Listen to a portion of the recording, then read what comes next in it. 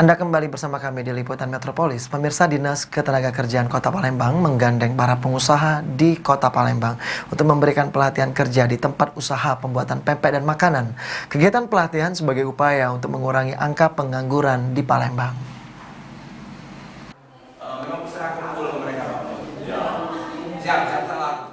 Dinas Ketenagakerjaan Kota Palembang menggandeng para pengusaha di Palembang untuk memberikan pelatihan kerja kepada masyarakat di tempat usaha pembuatan pempek dan pembuat makanan.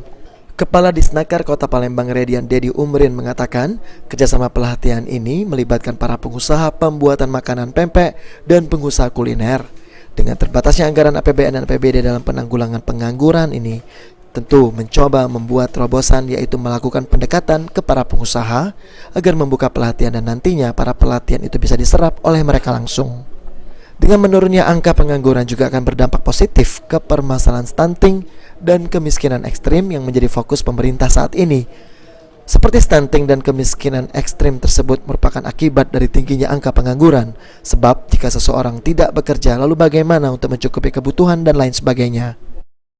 Kita memfasilitasi antara kebutuhan pencari kerja dengan pengusaha. Artinya tidak harus semua kegiatan itu dapat dibiayai oleh negara. Kita mencoba mencari terobosan bahwa sebenarnya para pengusaha ini punya kepedulian untuk mencoba mengurangi angka pengangguran. Ini terbukti mulai hari ini sebanyak 20 orang akan kita coba latih di Beringin, PP Beringin.